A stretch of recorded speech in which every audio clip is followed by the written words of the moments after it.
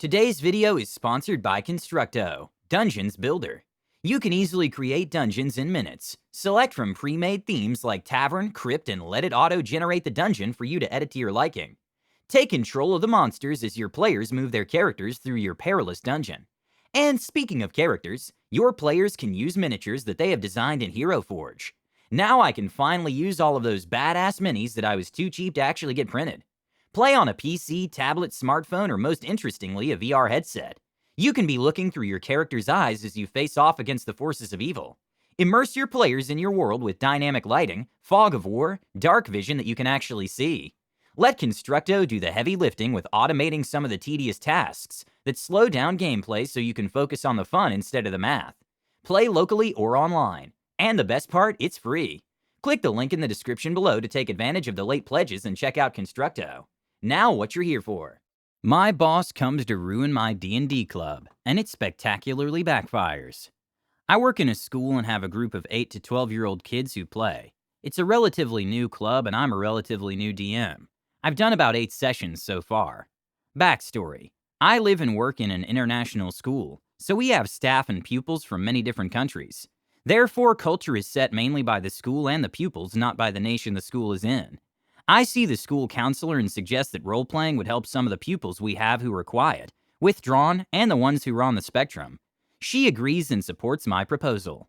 I present it to senior leadership to get a budget and buy some stuff, PHB, DMG, etc., etc. They are supportive except for one deputy head, DH, who's a retired American professional sports player. This DH says that they should be doing sports every day, and that extra sport, not pretending to be someone you're not, is the answer. DH is widely ignored once counselors and I explain potential benefits. Session 5. We're short-staffed, so DH is on duty at school. DH decides that it would be a great idea to come to the building I'm in. Of the 10 pupils I have in the library area, 7 are there to play D&D. I tell DH this, and DH decides that the 3 who are not playing must be the cool kids. So DH goes to speak to them. 5 minutes into the conversation, the girls say they're leaving because they're off to play D&D. DH tries to convince them to stay and says that they don't see the point in it. Girls leave and come to play D&D. DH goes over to the 3 who are not playing and starts telling them how sports are great and asks if they want to go and shoot some hoops. The 3 remaining kids get scared they will be outside for sport, so then decide they want to watch D&D too. I now have a party of 7 and 3 kids observing who have never played before. As we begin, I manage to get some pre-made characters in case they decide they want to join in. They're happy just watching for now. Then DH walks in to supervise. I start describing the scene, and DH sits with some of the pupils. You're walking down a corridor. Everyone roll your d20. Kids enthusiastically roll dice. A swarm of rats is approaching them. DH, what's the point of this? Before I can even reply, one of the cool girls, CG, does. What do you mean, what's the point? It's fun. Oh no, these rats are gonna attack us. DH, look, there isn't even a board. I mean, what are you even doing? CG, we're fighting these rats. You don't get it. Don't worry, this is my character sheet, and let me explain to you how it works. While explaining the character sheet, she has a brilliant idea what to do about the rats. You know, Brian the druid might be able to talk to the rats so we don't need to fight them. DH gives a snort when CG says druid. DH, Brian? Who is Brian? We don't even have a Brian. CG, Ed's character is called Brian. DH, oh, so Ed can deal with these rats? CG, no, it's his character, not him. He can't deal with rats, but he's a druid, so he can try and talk to the animals. Once some of the rats are killed, the 3 kids who are watching decide that this is amazing, and they want to play too. I give them pre-made characters and say that they were attacking the rats from the other side, and this is how they meet up. I sit them with people who know slightly more and can help them. DH does not remain silent, but neither does CG. DH, so how do you know who the winner is? Someone has to win, right? CG, yeah, us or the rats. DH, no, I mean like in swimming you have a winner. Who's your winner? CG, there doesn't always have to be one person who wins, does there? Let's hope no one dies. DH, so how do you know you've completed it then? CG, we need to restore a city which has disappeared. When it comes back, then we know we will have won. DH, but there's no city. It's made up. This is when I look up and crack a smile. CG, you know, if you think about it, so is all sport. It doesn't really matter who can swim 50 meters the fastest. That's not how anyone gets a job. My dad is so fat he never does exercise anyway. DH, but I'm asking what the point is. How do you know when you've completed it? CG, it's not about completing it. Have you completed basketball? It's about having fun. And right now, smashing these rats up as Brian failed his role. DH makes a last try. I guess I just think this is a waste of time. CG and now her other cool friends are now joining in.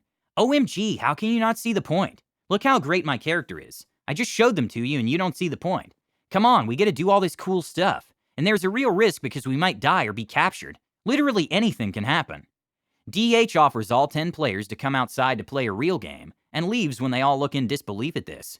When DH left the room, I made sure the rats were hiding a chest, which they found and unlocked, and it had a wide selection of snacks for all to enjoy. CG is 11 years old. Imagine having such insight at 11. Imagine telling the head coach at your school that ultimately all sport was made up. It was so great, so funny, and I thought I'd share it with you all here. Imagine if I walked into DH's basketball or swimming lesson throwing the same questions around.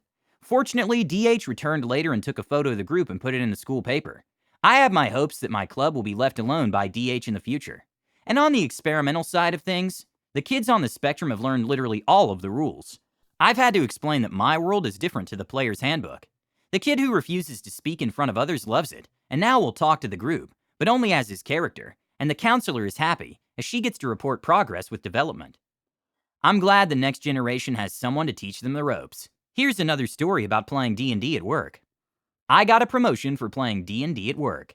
I work for a small company that is strictly teleworking. We have people all over the world and we don't really get the opportunity to get to know each other like a traditional office setting, which to be honest most certainly has its benefits. But it does make it a little difficult to get to know the other members of the team. I don't know about you, but I've never been a fan of mandatory fun. So when my boss threw out the idea of doing some kind of team building activity, I was less than excited. I thought back to the team building garbage I did back in the day at a different company, and I wasn't looking forward to on-camera yoga or awkward on-camera happy hour. So after thinking about it for a while, I decided if I'm going to have to do something, I might as well do something I like. And I sent an email with my proposal for a Dungeons & Dragons team building one-shot. To my surprise, my boss came back almost immediately approving it. There were a few stipulations that it had to be work appropriate. Nothing weird, creepy, or ultra-violent. All of those weren't an issue because I'm not a weirdo. I drafted up some characters for everyone and started to build out my scenario. I decided that the best way to get everyone together as a team without the awkward getting-to-know-you phase was to drop all of them into a gnome bank deep underground. The goal was to complete a heist and make it out of the bank with a stolen artifact they were hired to recover, and hopefully without violence. I homebrewed some stuff to simplify it, and to give each member a strength that they would need to exercise to successfully complete the heist. One person was better at bluffing, one was stronger, one was dexterous for lockpicking, etc. The day of our team-building exercise rolls around, and to be quite honest, I'm a bit nervous. I've run plenty of games before, but this was the first game I've ever run with people that I work with. I randomly sent character sheets to each of the players, and gave them the task that they were set to accomplish. 2 of the 8 people had played D&D before, the other 6 were completely new, and at least 3 of them seemed less than pleased to be playing at all. I see you rolling your eyes, Jonah. I seriously cannot thank the 2 players that knew what they were doing enough.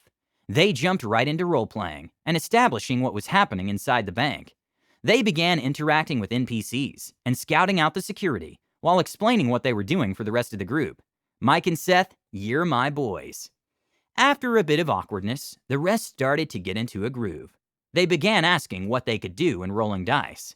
Once they succeeded on a roll, the hit of dopamine pushed them to play more.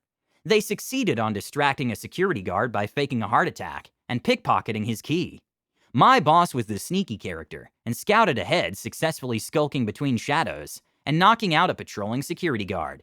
He did say no ultra-violence, but he sure was excited about knocking that little gnome guard out and dragging his unconscious body into a closet. It wasn't all smooth sailing for the party. They entered the laser grid room, because every bank needs lasers. The party got a little cocky, and they tried to Catherine Zeta-Jones their way across the lasers. For younger people, Ocean's 12. But what they got was more akin to Resident Evil, because these lasers weren't alarm lasers, they were laser lasers. The party started falling into zapping lasers, taking considerable damage. After a bunch of fails, the party regrouped and discussed a plan to move forward. I kid you not, actual team building was happening. They decided on Jonah's character picking up my boss's halfling and throwing him across the room. Sure, he'd take some damage, but if they timed it right, he should only hit 1 or 2 lasers and land safely on the other side, burned but alive. Jonah clicked, and that D20 clattered across the screen. Natural 20. There was a lengthy pause from Jonah. Did that succeed? I described him throwing that halfling dart through the air, who miraculously avoids every single laser and lands gracefully on the other side of the room. The group cheered and celebrated their shared success. My boss disabled the laser grid, and the party safely moved into the vault. The artifact, a small glowing orb, sat on a pillow on top of a marble pedestal. They snatched it and made their way back out of the bank and successfully completed their mission. Everyone thanked me for running the game, said their goodbyes, and logged out. My boss was happy with how it went and thanked me. The following week, I got formal feedback from my boss. In a nutshell, he valued my creative outside-the-box thinking and how I took charge of something and made it my own. I got a bit of a pay increase, and he wanted to do another D&D one-shot event in the future. He was also impressed with my actual work performance, so it wasn't just because of D&D. So good luck if you try something like this wherever you work. It was better than on-camera yoga. Have you ever tried to run a D&D game for work? How'd it go? Let us know in the comments. Don't forget to subscribe to our channel, All Things D&D. Stay tuned for more amazing Dungeons & Dragons content.